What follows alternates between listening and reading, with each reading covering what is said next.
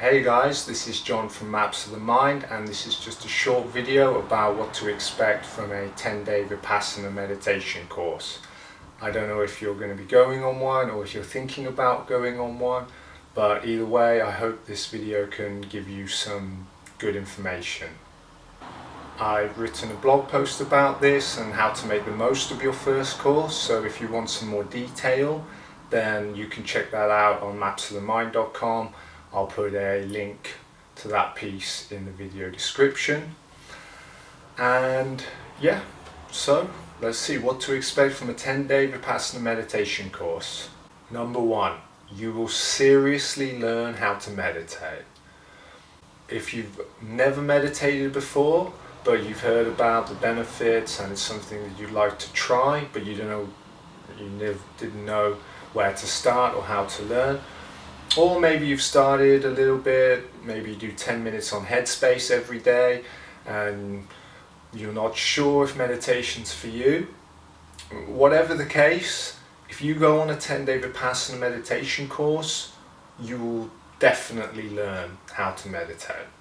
You have 10 days uninterrupted practice, you have teachers on hand to guide you, answer any questions you might have, and yeah, basically you will learn.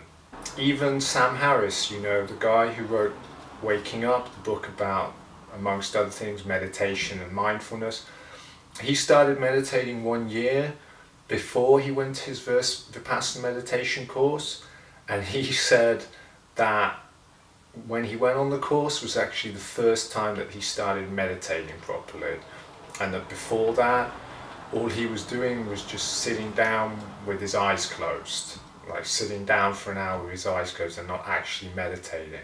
And that when he went on his Vipassana course, that was when he first started learning meditation. So yeah, that's one thing that you can definitely expect if you do a 10-day course, that you will learn how to meditate properly, and you will learn that technique very well.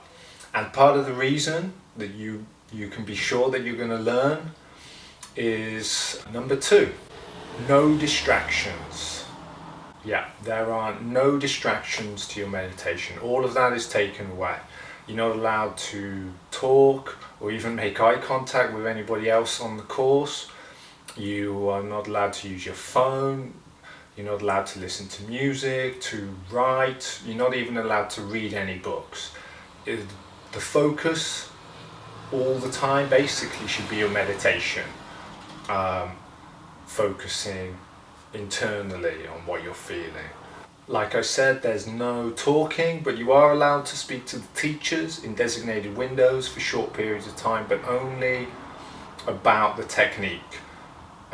You can only ask them questions about what you're feeling, if you're doing the meditation correctly. You can't ask them, like what's going on in the outside world, what's going on in the news, if you're wondering anything like that.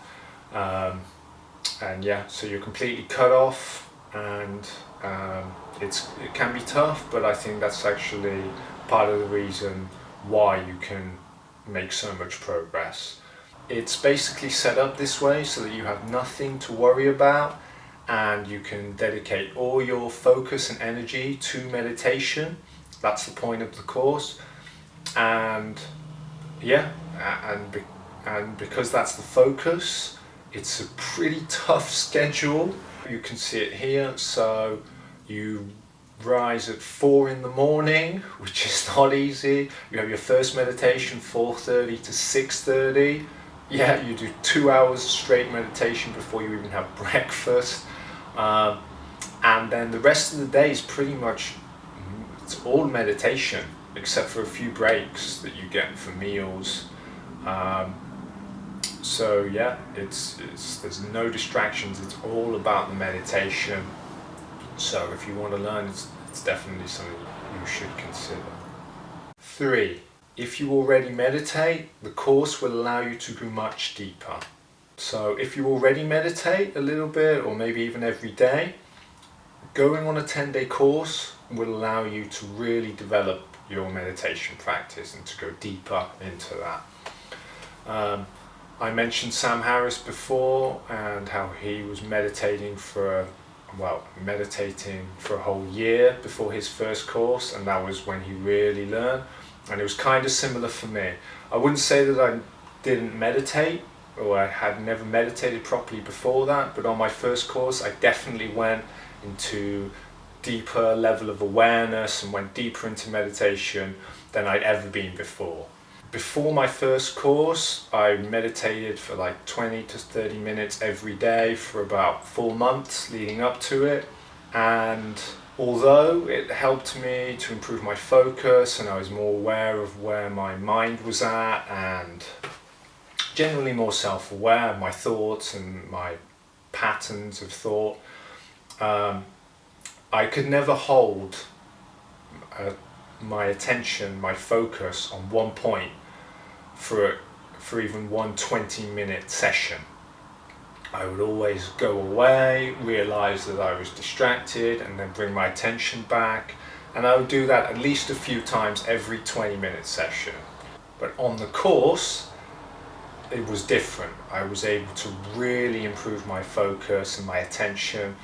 And there was a 1-hour meditation on the third day, and I came out, I couldn't believe it, because I kept my focus on one point for the whole hour. And I'd never, like I said, I never managed even 20 minutes before the course. But because of this intensive practice and no distractions, you can really zone in. And yeah, I remember I had one full hour where I had just kept my attention completely on my breath coming in and out of my nose. And there'd be times when my focus was there, and it's hard to describe, but I would feel my mind beginning to drift away. Like I would feel it wanting to be distracted and want to start going away. And because I was so focused, I was able to pull it back to center and on that point of focus before it actually went away, and then having to bring myself back and start over again. It was like, it felt kind of like walking a tightrope, and that you've got to just have this kind of perfect level of balance, and as soon as you feel yourself going one way a little too far, then you just pull yourself back to center, and then you stay there focused and balanced. And then maybe you just feel it going another way and you can just pull yourself back to center again. So yeah, that's something I experienced, and I've never experienced it before. So yeah, if you already meditate a little bit and you want to go further and you want to increase your focus, then that's something you can expect. 4, a challenge. Yes, if you're going on the course, you can expect it to be challenging. It is not easy. It is not a walk in the park. If you're expecting to go and like zen out and be blissed out and feel great and feel amazing connection, forget it. It's hard. it's hard work. I mean, not for everyone. Maybe for some people they do feel that, but for most people, and most of the people that I've spoken to, they struggled, and I struggled with it too. On my first course, I wanted to go home on like day 3, and on day 5, day 7, like it was not easy. It's really mentally demanding, and you're using your mind every day, and it's also physically demanding. You might not think, if you're just sitting around meditating all day, how could that be physically demanding? Well, just trust me, your body will be aching. That's common. It's even addressed on the course as part of it, because it's so common. But it's not unbearable. I mean, people survive it, but it's just something good to have in mind, that yeah, just be prepared for it to be challenging and be prepared to see it out. And yeah, and if you go, good luck.